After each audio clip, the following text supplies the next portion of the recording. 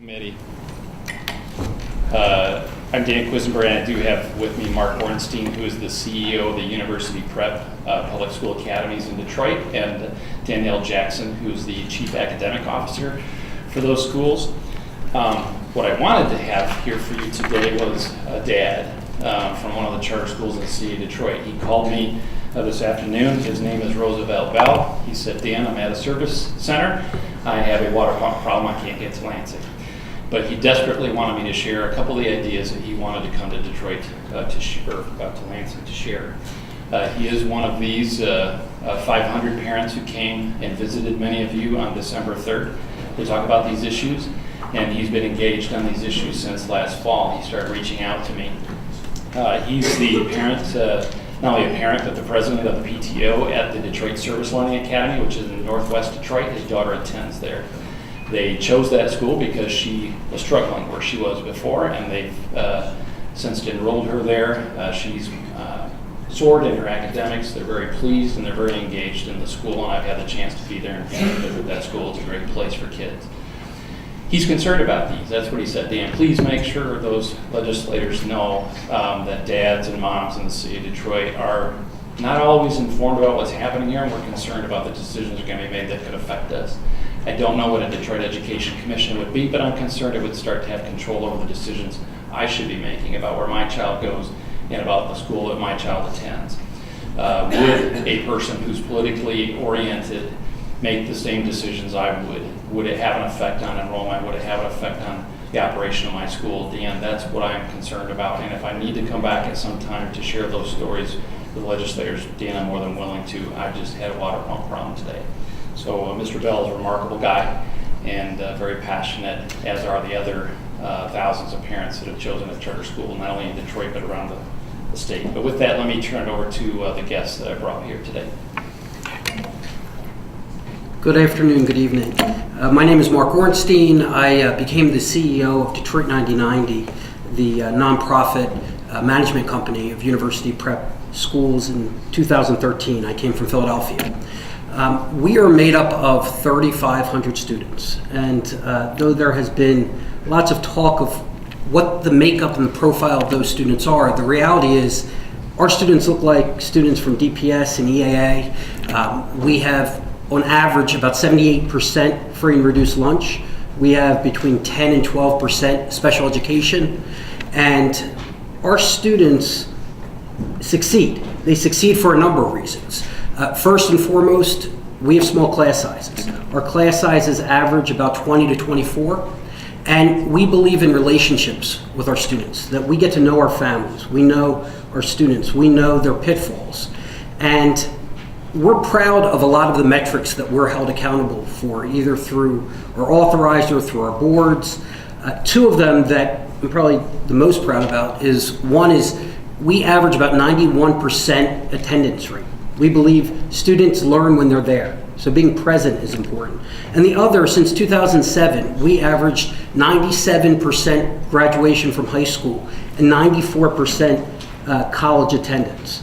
So what we've been doing has been working since 2007. And when you look at the legislation that is on the table, we believe that some of our best practices are just that, our best practices. And I brought along with me my Chief Academic Officer, who can talk a little bit about the curriculum of what makes our schools successful. And to build off of what Mark just shared, our students, even at this very current senior class, some of our students are first generation high school graduates in our schools, and many of them are still first year college going students in our school. And they come from a very diverse background where they are dealing with financial, emotional, psychological consequences of their environments. And we've created a culture of high expectations for both our students and our teachers, quite frankly. I make it known to our students, our parents, our families, that no matter their circumstance or the story that has described their life to this point, that's not an excuse. We're here, the teachers and the leaders of our schools exist to be the gap filler for our students and to make sure that they reach the finish line of not just high school, but also their best fit post-secondary. And part of the way that we do that is through our approach to curriculum instruction. One of the benefits of charter schools is that we can be very nimble. When we get our results back and we recognize that something isn't working for our students, we make the necessary changes immediately to be able to respond to that in real time. We've invested quite a bit of dollars in supporting our teacher development across our schools.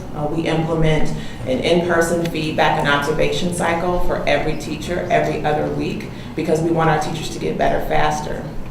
We've talked a lot today. I've heard different presenters talk about the teacher shortage in the city of Detroit, and we're not immune to that either. And so we've invested in a system of supporting our teachers so that as they come in the door, many of them are first-year teachers, we can provide the coaching and support that they need to be successful. At the end of the day, our goal is to make sure that our students are successful. I personally am a product of the city of Detroit. And what I love about the charter movement is that it gives parents choice. When I was in school, the only choice my parents had was to put me into private school. And they scrimped and scraped to make sure that I could be positioned to go off to college and be successful. What we're able to do in our schools is provide a free education to our students, and regardless of their background or circumstance, position them to be successful in a life that they choose. Finally, I just want to underscore that we believe in reaching across charter, EAA, public schools. Like we're on the front lines for the kids in the city together. And there is a very strong surgence of just collaboration that I haven't seen in many of the years that I've been in education. And we really want to leverage that. We want to continue to create competitive schools for parents to be able to choose the best outcomes for their students. Mr. Chairman, if I can, I'll highlight some things we think are important in the legislation, then we'd be happy to take some questions. The reason why I said supporting concept, there's a lot of details in your bills. I want to focus on some things. They're supportive of a lot of these ideas, but we want to focus on some things that we believe will really make a difference in solving the challenges that you've been hearing about with the Detroit education system. And I should stop just quickly and say thank you. You're spending a tremendous amount of time, and I know from the different things I've heard in the hearings that you're actually going and you're visiting with Representative Santana and others. So thank you for doing your due diligence on this. We do appreciate that. But the most important thing, and many of you have said it, is student outcomes. What you've actually heard, and we've heard in the Senate hearings as well, is there is agreement around standards and accountability, more than we would imagine, and we should build on that. Set standards and enforce them would be our recommendation. As the bills recommend, establish a new accountability system setting the standard, utilizing an A through F letter grading system based on new assessment strategies with standards that will make sure every kid is college and career ready. We would suggest so it becomes statewide. That's something that's the state's role. It's what the federal government has just underscored. And it does what the state requires of schools drives school behavior. So we would suggest you do that. A local report card down the other side of it is just challenging for many reasons. Why would a family, and we do have families that live on the edges of the city, might have a child at a Detroit charter school or DPS school, but also have a child in, say, Harper Woods or Hazel Park. Why would they be attending schools that have different standards from the state? Besides the fact that you would have the schools facing a patchwork of different standards. So that's number one. Number two, you've heard a problem of there's chronically failing schools in the city and they need to be closed. We would agree, and they can be charter and traditional schools, but a statewide A through F system will help you coordinate those closing, will help the state use its existing authority to do that. It would a good system will appropriately flag schools that are underperforming, and you could use existing authorities through the school reform office to actually intervene and or close schools. We would also suggest that you stop charter schools who are chronically F schools from seeking a new authorizer. We would be in support of that. And we would also suggest that charter schools that are chronically F, or say in the lowest 5%, just as a corollary, that they would also be closed. We've supported that in the past. We will continue to. I just want to highlight, in our own opinion, just as a quick visual, this is current information. These are schools that have been in the lowest 5% in the top to bottom rankings for 3 years or more. You can see the 3 columns of years in red. Those are 27 schools in the city of Detroit. 3 are EAA, 1 is a charter school, the rest are Detroit public schools. These are schools that we need to be intervening in immediately. There are children attending them that shouldn't be attending them for academic progress. Second problem, there are too many schools that open in the city of Detroit. Well, we'd like to at least put some facts in front of you. The openings and closings are on this chart. There have only been 20 decisions in the last 6 years, half of those by the Detroit Public School District itself.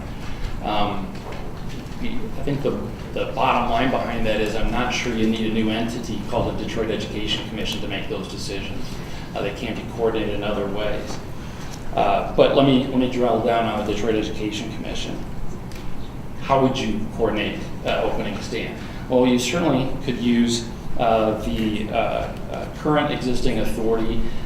Maybe we could even incentivize systems. Mayor already has control over facilities. If you and I were to sit here and decide to open a charter school tomorrow, one of the first things we're going to have to do is go find a facility. So if there isn't incentives, we'd even be looking for permitting and licensing. We're going to have to go to the mayor's office. There's an awful lot of authority here that for some reason we're just skipping right beyond and saying, well, we've got to create something new to get involved in these 20 decisions. We don't believe that that is necessary or that you need to create a new system to do that. A little fact around some of this is there's a reflection sometimes that this is just outsiders coming in and opening these charter schools, and we want a DEC to bring back local control. I want to tell you that's not what the charter schools, like the colleagues I have here sitting in front of me, are saying. 70%, 70% of the charter schools operating in the city of Detroit are locally controlled. These are Detroiters who have started their own schools or operating their own schools. They are the neighborhood schools. They see a DEC as being something on top of them. The outsider does not have control. And just to drill down deeply, you've heard some of this before. While people say, excuse me, I'm not allergic to this building, but I do have a little bit of cold I'm finishing.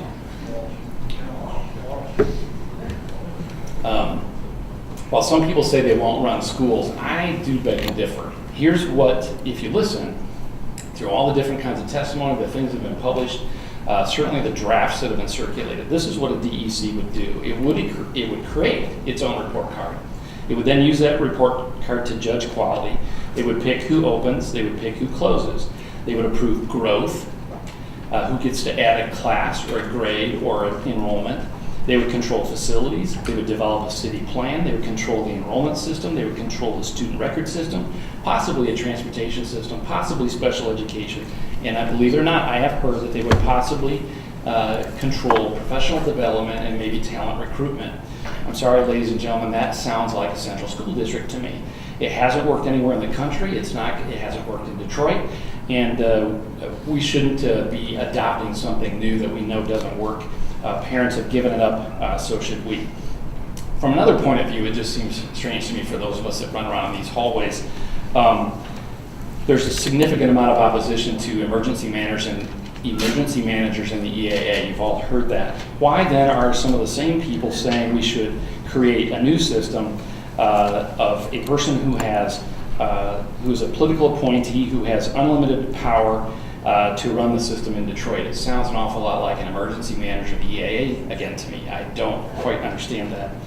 But let me transition to more important things. The very last point I want to make very quickly is achievement. I wanted to start there, I wanted to end there. It is about making sure kids are getting a better outcome than we currently are. And here too many times we've heard that, well, charter schools are good, charter schools are bad, they're about the same. I want to tell you emphatically, what's implied by that is absolutely incorrect. 80% of the charter schools in the city of Detroit are performing above the Detroit Public School District average. 70% of the DPS buildings are performing below that average. I can show you a quick slide. These are recent MSTEP scores. I'm not a big fan of MSTEP, but the red are charter scores in different categories. This one is ELA. The blue are DPS. These are mathematics scores. Now, if you look down at these, I've handed these out to you. If you look at these basic percentages and proficiency numbers, they are not stellar. It is not something to celebrate. I just want to make the point that if you're a parent in the city of Detroit and trapped in a neighborhood, you can't go outside of that area, a charter school is going to be your better bet. And the difference is significantly important, certainly to those students. Stanford University would tell us that when you add up those differences and those gaps, it's an additional 3 months of learning every year, which adds up over the course of 12 to an additional 3 years of education. It's very important. So in summary, Mr. Chairman, you're headed in the right direction. We're very pleased with some of the things you've been talking about here, the old code, new code strategy. We have an obligation to Detroit. We want to make sure you support all the schools in the city, so an A through F accountability system that's statewide. Use the incentives or current authority of the mayor's office and the SRO to coordinate openings. We want to improve outcomes, and you can do that by doing what Ms. Jackson said, which is giving people power at the building level to do what they need to do for their children. And please, please, please resist doing a DEC. It sounds safe, it sounds simple at the beginning. It won't be good, it won't work long term. And oh, by the way, it would cost schools 1% of their foundation grant every year. With that, Mr. Chairman, we'd be happy to take questions. Mr. Quisenberry, Ms. Jackson, I just have a quick question for you.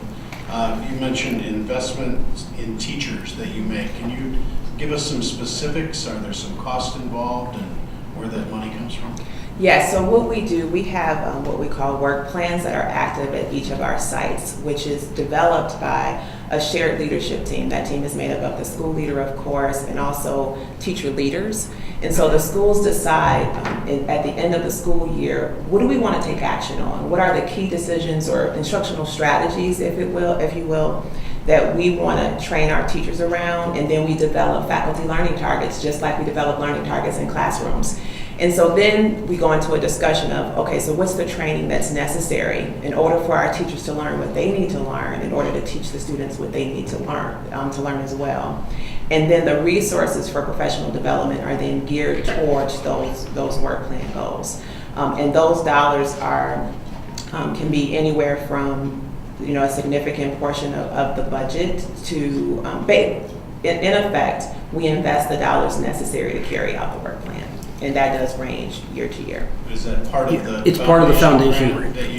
We receive no additional funds. Exactly. Yes, absolutely. I want to brag on these folks, Mr. Chairman, because not only this school, but charters in general spend a tremendous amount on professional development, enough so that we're a recruiting ground. This talent problem is across all types of schools, but our schools in Detroit are particularly rated, competing. Detroit Public Schools, who's in bankruptcy, will come in, offer a $10,000 bonus, an increase in salary by $10,000, and take those teachers away. So we know that they're good. We see that in the results, and we see that in the fact that they're being recruited away, but it's the right thing to do. Let's get them trained and ready to go. Representative Zemke. Thank you, Mr. Chairman. This question is more directed at you folks who run the school. Curious about your thoughts about the letter grading system, and more specifically about what you would put in a letter grading system, what you feel is important to your school. So we've been talking about the notion of a letter grade system, and it's something that I could get behind, again, as the previous presenter stated, if we had a comprehensive system that feeds into that, because we're creating people.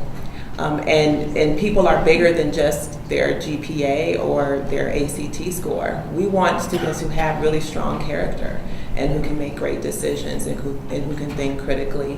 And so parents need to have a number of metrics, if you will, that they can look at to say, okay, I can look at this one metric and know that my students will have mastery of this skill set, but what else is this school going to help my student to be able to achieve, to be able to position them to compete in our environment today?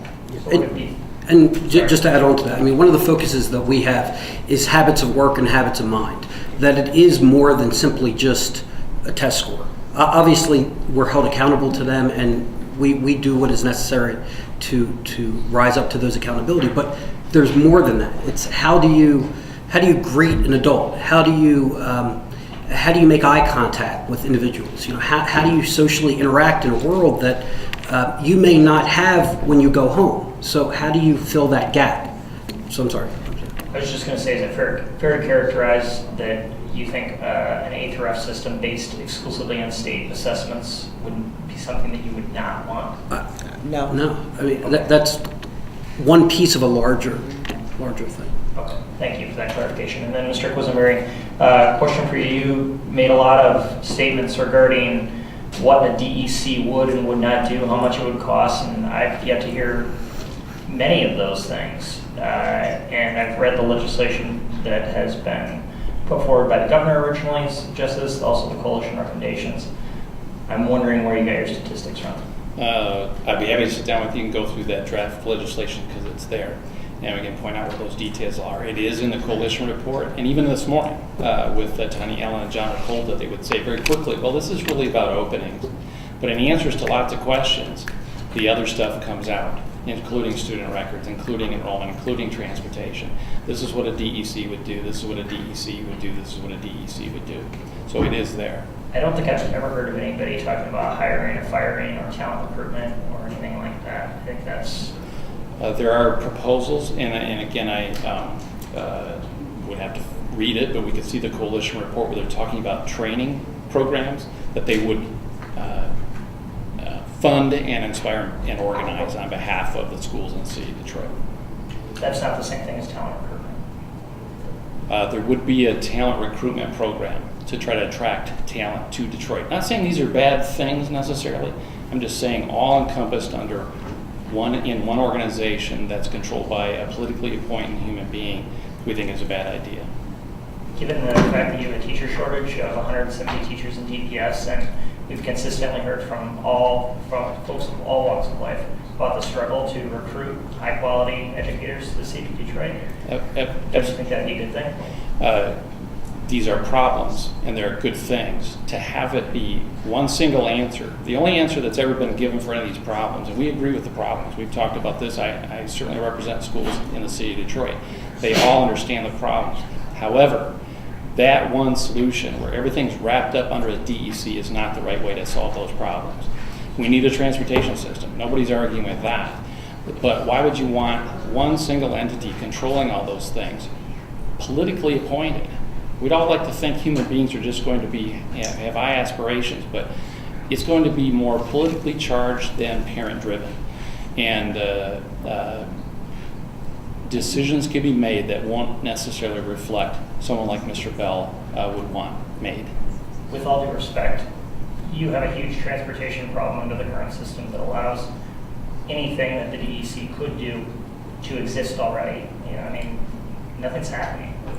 I think people are struggling to figure out how the current system, status quo, anything would change. There's plenty to do. Detroit is a huge geography, and as has been mentioned, there's different places of the city where there's population and some places where there's not. What's remarkable, Representative, 70,000 families today, every day, make that work somehow. Now, if we're in Chicago, New York City, New Orleans, any of these other places where there's lots of choice, you have a city transportation system, you have lots of other solutions. I'm just trying to suggest putting it under the DEC is a mistake. Solving it would be a great idea. We'd be happy to talk about that. Representative Garcia.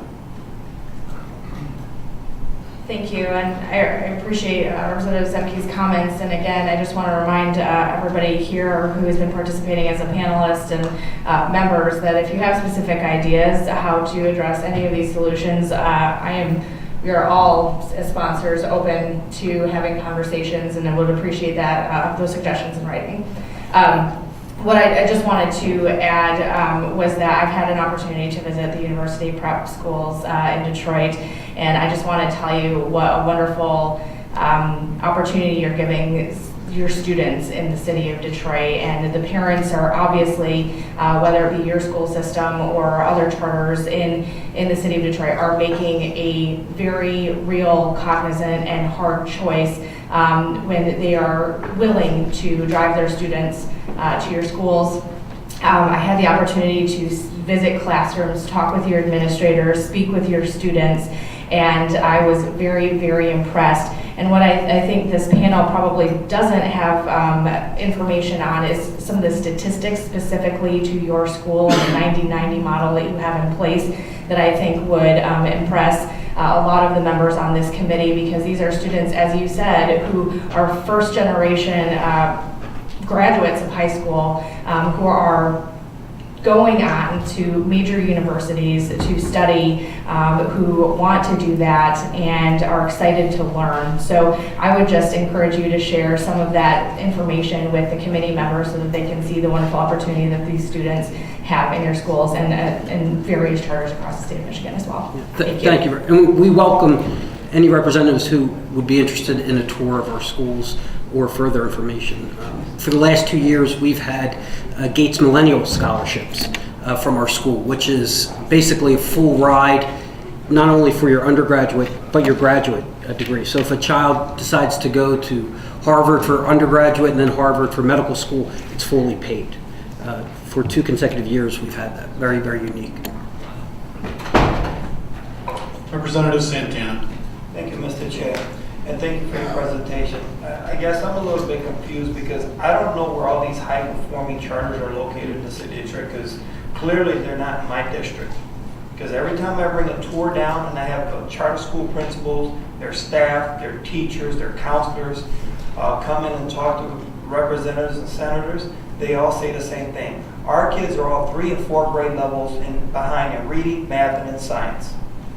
I don't understand how you're deriving this data that says that you're so much better and DPS is so much worse. So if that's the case, then what's the solution? Because you don't want a DEC. You don't want us to infringe upon what you're doing. So what is your proposal? Make everything a charter? A couple things in your question. The data is not a lot of sophisticated analysis to it. Is it 1 year data? Yes, sir. 1 year data. It's the most current M-STEP data, and it's just, boom, plotted out on a chart. What you're going to hear from, what I'm suspecting you're hearing from those school leaders when you're talking to them is they're not excited about 13, 12, 10, 11, 11, 12. Those are not exciting numbers. Are they above 4, 3? Yes, sir, they are. Those are important differences. Some basic things.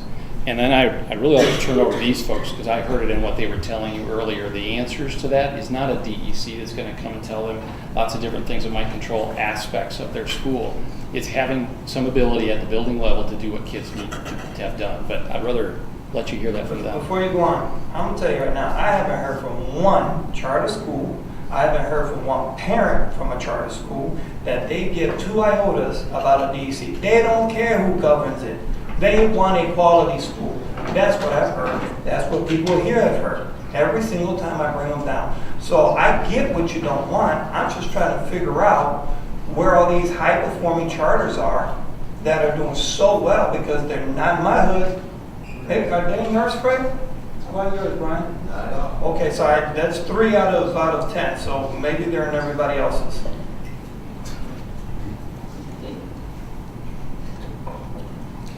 I think their point, with all due respect, Harvey, is 13, 12, and 11 is not high performing. I said, so to characterize that as high performing, I don't think is accurate. Is it better than 2, 3, and 4? Yes, it probably is.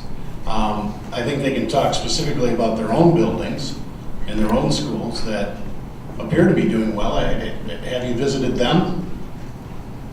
I don't have to visit a high-performing school. I know what happens in a high-performing school. I need to see what's happening in a low-performing school to understand where the problem is. And every time I walk into a low-performing school, they tell me the same thing. Guess what? There's more low-performing schools than there are high-performing schools. And it doesn't matter if it's a DPS, a charter, or an EAA. The problem is still the same. And you've seen when you went to Carter Elementary, the DPS, and the principal told you.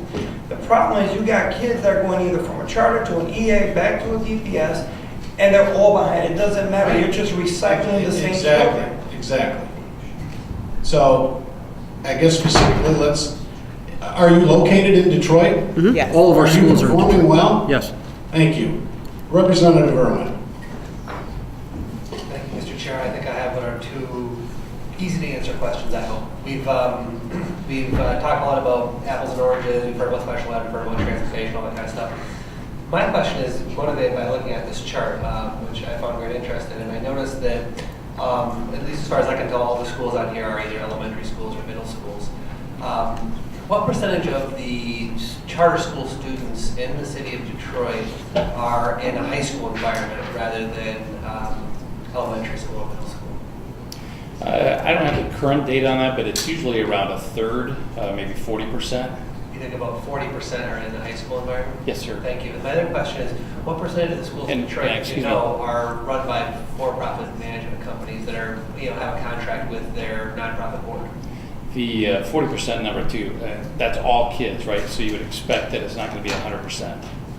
We got K-8, right? So out of the total number of students at a charter school, 40% are in a high school environment. That's kind of proportionate. It's accurate. Thank you. In terms of, there's probably, I don't know the data on the city of Detroit specifically. Out of that 70% that are locally operated, you have a dozen different operators.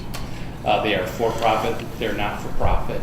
So you have a variety of organizations doing things. I don't know the specific percentage in Detroit of how many organizations are for-profit. And again, it could be somebody who has a payroll service or back office service and doesn't really do much more than that.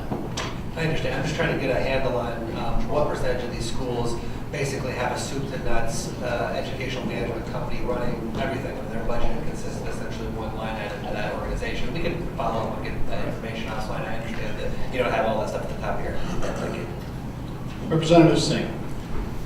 Thank you very much, Mr. Chairman. I want to thank you for your presentation, and thank you for talking about the number of students, 20 to 24, depending on the teacher and so forth. We had an earlier presentation that showed the state average was 23, and right now in Detroit it's 31. One of the things I see missing in any conversation that we've been having here is that there's nothing in any of the bills in the House or the Senate that really talk about what the class size should be.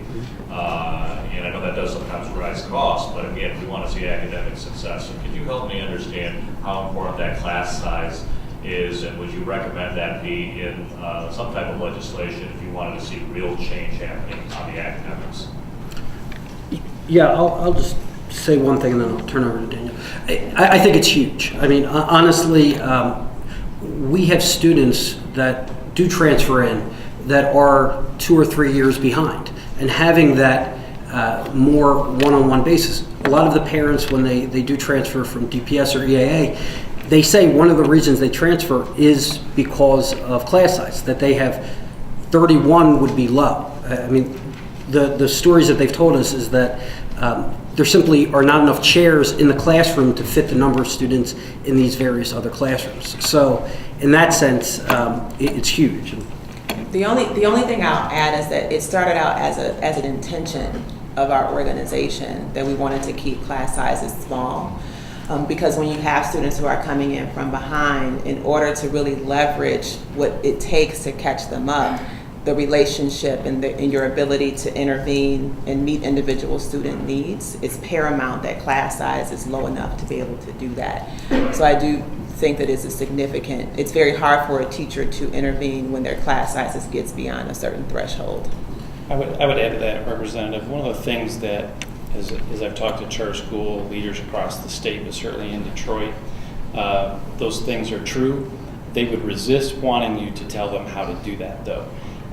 Holding schools accountable academically, which is done through our authorizers, a very similar system that we propose in the A through F system, providing them the funding necessary, and funding is low, but providing the necessary funding, holding those outcomes, let them determine how to go about doing that. Inevitably, that's what you get. Investments in PD, investments in small class sizes, or whatever they think is appropriate.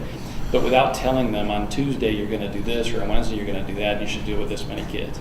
Thank you. And just for a later point in time, as you get information, one of the things that I saw in the SROs in Gleb's presentation and your presentation are almost 3 different sets of data as it pertains to charter success and public school. So maybe as we get all of these together, we can give them to you guys, the 3 different groups, and you can tell us, where the discrepancies are. That would be helpful. And the last piece of information I think will be helpful to me, and we'll ask this of both the EAA and then of DPS, is that There's a lot of talk about how many times students move from one academic building and so forth. We know that in urban areas is a very significant issue for learning, but I'd like to get a sense of how many times a student is leaving a charter school and versus entering a charter school. Where are they going? I don't know if you keep that kind of data or if anyone's keeping that data in the city of Detroit, just so we get a sense of this kind of fluidity of the students going back and forth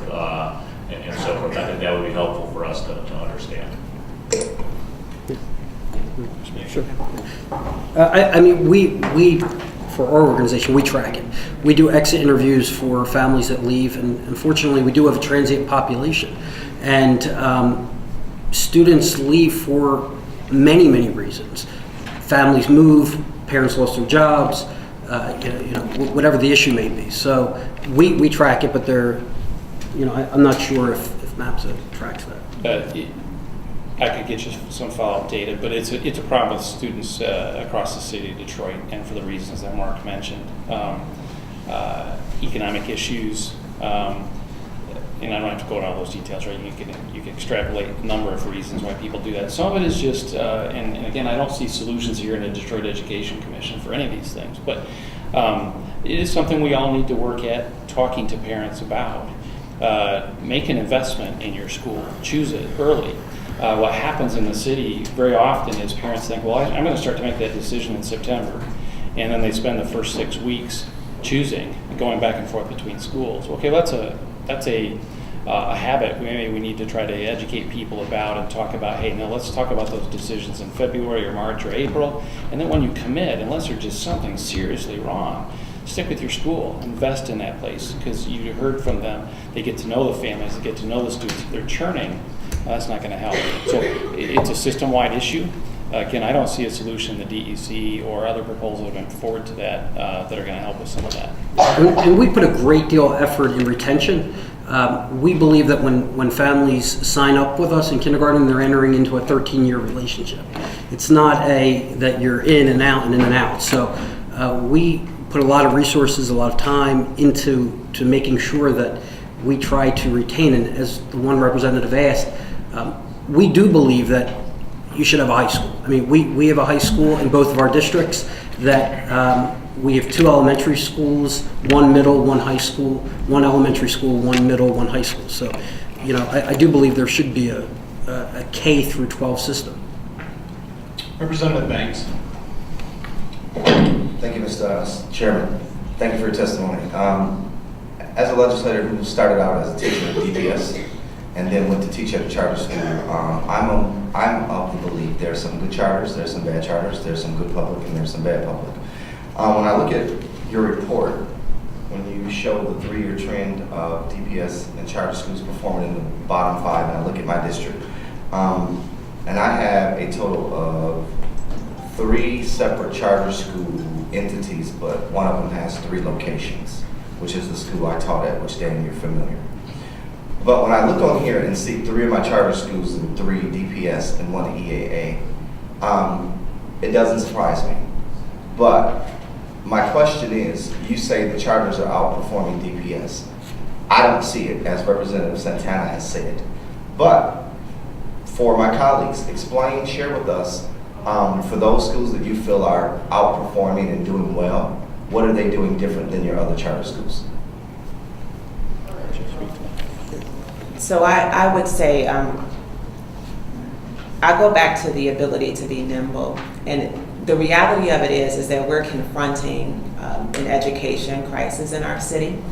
And, we've talked a lot about high performing versus low performing. The reality of it is we sit down on a very regular basis and we plan, what are those instructional decisions we're going to make this year that we feel will move the needle based on our previous performance.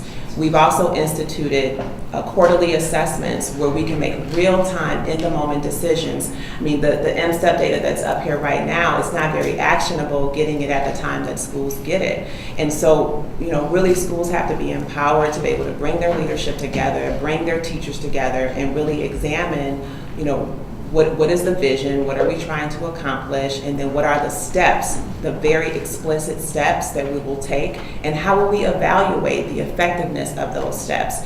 What gets measured is what gets done. And so we've made a very intentional decision across our schools that we want to get our students to the finish line. And the finish line is college ready. They can decide if they want to go to college, they can decide if they want to go into the place of work. But at the end of the day, the educator is responsible for numbering those steps. And I think that, again, schools ought to be empowered to be able to, at their level, make decisions about how they want to take action to address the achievement gaps that they may see in their students, and being held accountable to metrics that any individual can come in and say, okay, here are the metrics, I look at the evidence, the artifacts of success, and then move forward from there. I'll also, just, Professor, I'll add that we are very, very intentional and purposeful on the curriculum that we use, the partners that we work with. In education, there's sort of this spaghetti on the wall epidemic that you throw it on the wall, and if at the end of the year the data doesn't support it, you move on to something else. We stick with what we're doing, and we give it time to determine whether it's working or not, rather than turning course quickly and suddenly. So. Representative, thank you for the sincere question. I want to go back to even Representative Santana's question. I want to leave something assumed here. Two things. One, these are aggregate points. I'm just trying to say there's something to what they just said. It's enough of a difference to have impact in some significant ways. But my other part of the answer to that would be we're fooling ourselves in Michigan. Our recommendation for an A through F accountability system isn't just putting an A through F on a color coding system. Our recommendation, if you heard what I was saying carefully, a new assessment strategy, new standards. We are setting our sights too low in Michigan. One of the scariest things I've ever heard from an educator, a charter school educator in Detroit one day when we were talking was, Dan, I don't even know what to do anymore. What do you mean by that? Color codes, rankings, rewards, the Excellent Schools Detroit report card. I don't even know what data to look at anymore. I don't know where I should be going. That was a terrifying comment from an educator. You want some clarity. Any of us in any of our duties or jobs want to know what's the mark that makes me good. And we're not giving that to schools today. And so I truly believe, and we've just had some meetings around the state with our members, and they would all echo what you heard here is, we believe, Dan, that if you set a new strategy in place, we would know what you'd want us to achieve. Then give us the freedom to go do that. So an A through F system is a lot bigger solution than it may sound like, and it would address some of the things, I think, would address some of the things you're asking about. Representative Garcia. Thank you very much. Just, I guess, two comments as I've been listening to discussion happen in the last 20 minutes or so. I just would like to say that transient student populations are not unique to Detroit Public Schools. I have several school systems, and I talk to my superintendents and administrators and teachers regularly, and that is happening in Ottawa County where I live. So this is to say that there's one entity that should regulate it for DPS when this is happening all over the state is a little troubling to me. So I'll just leave that there. The second has to do with class size. And class size, while important, it's not the silver bullet to bring our academic performance of any of our students across the state of Michigan to where it needs to be. Research actually shows that class size is really most impactful at the lower grade levels and not beyond that, and that's like a K through 3 situation. So that to think that that's a silver bullet to fix our educational problems, that is just an incorrect way of thinking, and so there is a lot of research around that as well. Thank you.